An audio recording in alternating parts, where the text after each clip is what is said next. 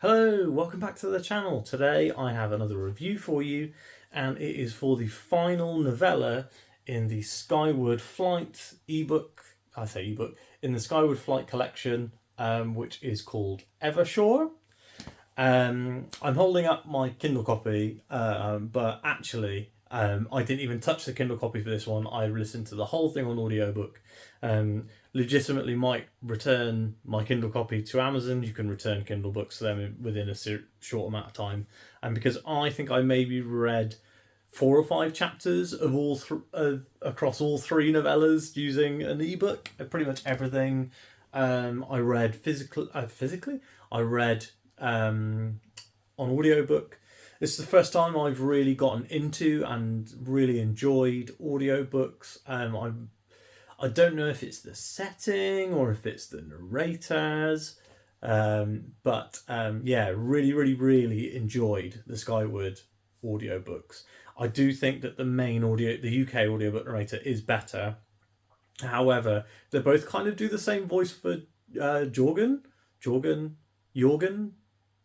think it's Jorgen. For Jorgen, and Jorgen is the protagonist of Evershore. So Jorgen is one of my favourite characters in Skyward. He's really interesting. He's got this kind of he's built up over the first few books of being very like anti-risk taking, of being like an obsessive rule follower, of being like being kind of stiff. And I think that meeting Spencer in Skyward, and then all of the things that happen to him between Skyward and Evershore, or I would say even between Skyward and Redawn, are kind of force him out of his shell, as it were, to become a more heroic figure.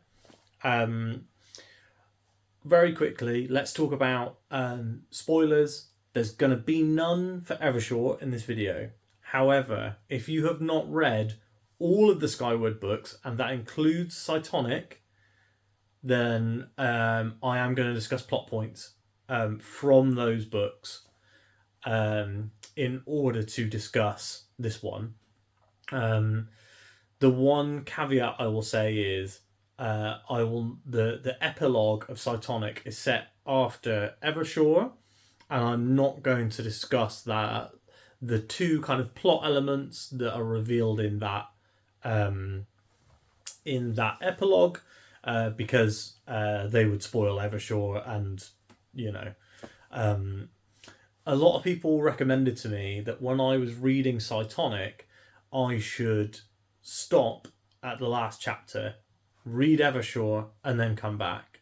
I forgot about that until after I had finished the Cytonic epilogue. And I think I would recommend doing it the way that people recommended to me.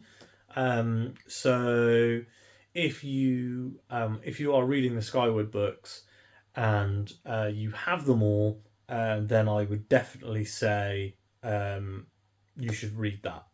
You should read it that way around. So, what is the story for Evershore? So, at the end of Redawn, Grangran and Cobb are have to cytonically jump away to escape an exploding ship. The ship that's exploding has the human, or the detritus, Parliament on board, or a majority of them. I think not all of them, but like a large number.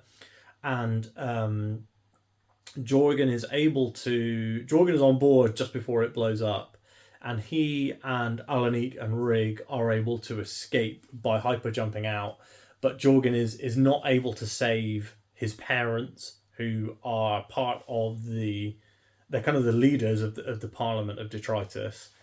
And as he's about to teleport away, he sees his mother. She's on the other side of a window, a door that he can't open, that's locked, and she kind of mouths to him soundlessly through this window. She says, "Do better than we did." and these two experiences of losing his parents in this explosion, and also his mother's kind of final wish or instruction to Jorgen, really overshadow him throughout this book.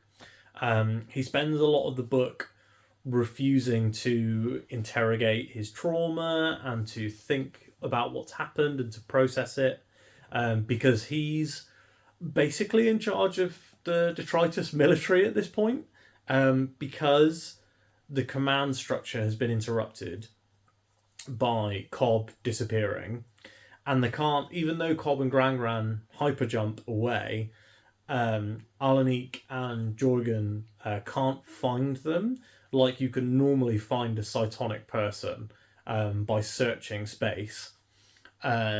They're then contacted by the Kitsen, who are the kind of squirrel fox people that Hisho is the not emperor of, and they say that they've got Cobb and Grangran, but that they're hurt and unconscious. Jorgen and Alanik can't sense them cytonically, which means they kind of don't trust the Kitsen. But they end up going to the Kitsen's home planet, which has a very long and poetic name, like everything with the Kitsen, but it's shortened to Evershore by the superiority, and they kind of allow the humans to call it Evershore as well. It's called Evershore because it's like a huge water planet.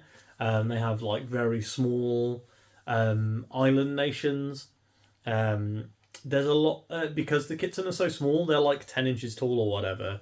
None of the buildings fit the humans, which is quite funny. And there's a lot of, we had to crawl into X building, or they gave them a bed, which was like a ceremonial dining table, because that's the only platform they had that was long enough. Lots of fun stuff like that. But the Kitsen aren't where they could in many writers' hands. They're not played for laughs here. So the Kitsen are taken, like, while the description is, this 10-inch tall squirrel was shouting and challenging me to trial by combat or whatever, they aren't treated as a joke. Even though, a lot of the time Jorgen thinks in the narration, like, oh, I could just drop kick this squirrel. Like, he treats them seriously, and he takes them seriously as a people. There's some really interesting political stuff in here with kind of the political situation on Evershore itself between the Kitsen, and also their decision as to whether they should throw away all the progress they've made to become members of the superiority, or whether they should join up with the humans because they don't think the superiority is ever really going to let them join, or do they think the superiority is untrustworthy, is other things like that. So yeah, genuinely a lot of interesting stuff going on with the political situation. I think that Jorgen's emotional state and also his growth as a character during this book, he's grown a lot kind of off screen, and expanded from the person that he used to be. There's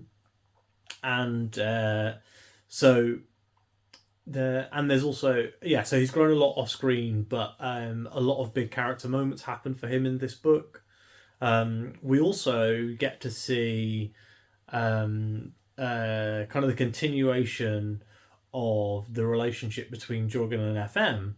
So Jorgen and FM, I would say, are basically you can add in Alanik and Rig, I guess, are the main characters of these novellas. All of them are in all of them, and it's nice to see the growth of FM and Rig's relationship continues off screen, and they feel like probably the most authentic couple in the books. I think Spencer and Jorgen kind of know they have feelings for each other and have discussed them and kind of refer to each other as boyfriend and girlfriend. However, they've basically spent like 2 minutes together since the end of the first Skyward book in person. So it's really nice to see. I'm really hoping to see them come back together. This book gave me the thing that I wanted from Cytonic, which was what's going on with the superiority, spend time with the characters that I love, some great action, and some really strong character moments. So yeah, Evershore is for me the best Skyward novella, and it's not even like the world building in Read On was really good, and the characters in all three have been good, but the world building in Read On was good, as well as the characters. And then I feel like in Evershore, we got some really interesting world building with the Kitson and their society and their water planet. We got some fantastic story. I think that the not just in fact the Kitson politics, but the military politics from Detritus is really interesting. And then on top of that, I think it has some of the strongest character moments in the series, let alone in just the novellas. I think that the character stuff we go through with Jorgen, it's kind of like Spencer talks a lot about how she had to grow and change based on the situation with what happened with her dad.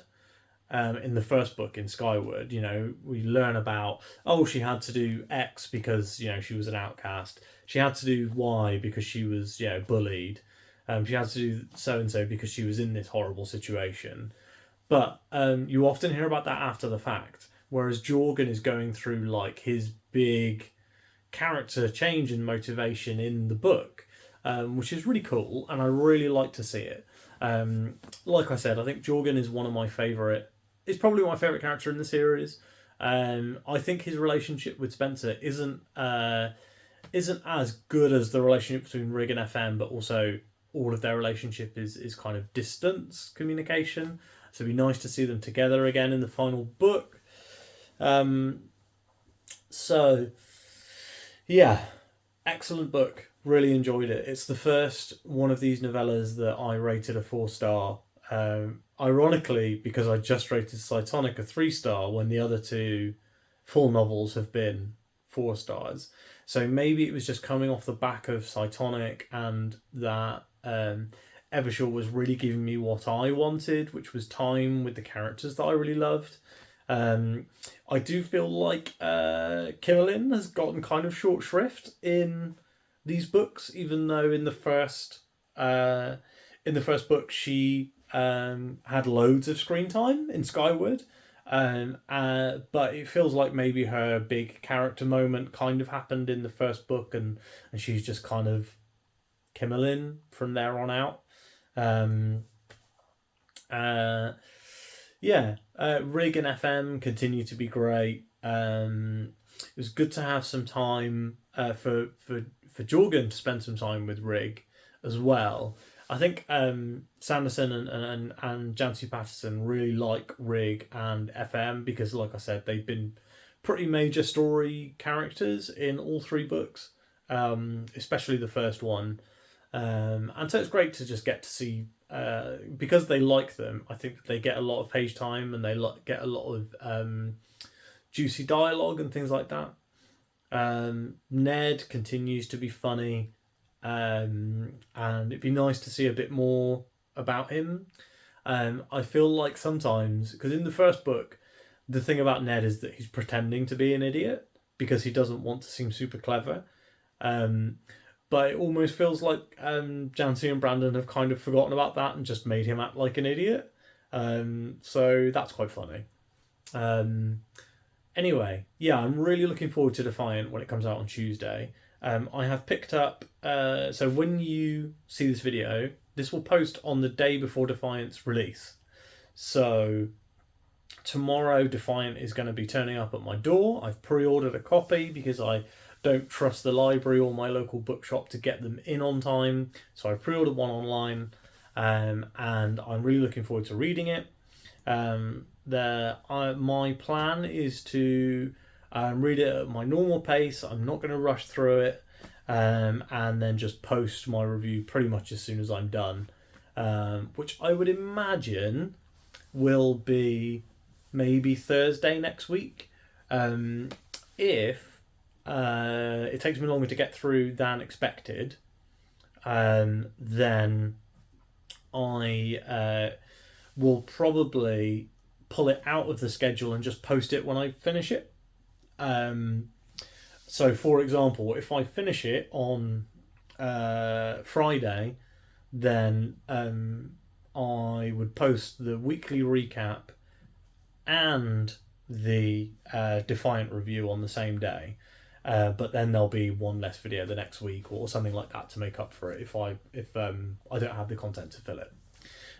So yeah, the plan will be that the Defiant review will go up as soon as I finish it, because people I know want to discuss books after they've read them. I will probably also do, like I did for the Ice, a full spoiler discussion for it. So if you are going to read, if you're going to read Defiant and you have a booktube channel, link your channel in the comments below, and maybe we can do a spoiler discussion. It'll depend on a ton of factors like availability and things like that, but it could be fun if anyone here is planning to do it. So yeah, thanks again for watching. If you like this video, as always, I'm going to say it, like the video. If you like this video, give it a like. If you've read Skyward, if you read the Skyward series, or if you've read Evershore in particular and you have something you want to chat about, the comments below, if you want to talk spoilers, please try and be mindful that some people might not have read Evershore when they watch this video. And if you've got any constructive criticism, again, please leave it in the comments if I've got something wrong or anything like that. And finally, share this with your friends if they've read Evershore and you want to have a chat with them in the comments about it. And finally, I know I said finally multiple times, but finally, please subscribe to the channel. Every subscription improves my mental health. Thanks very much for watching, and I will speak to you tomorrow.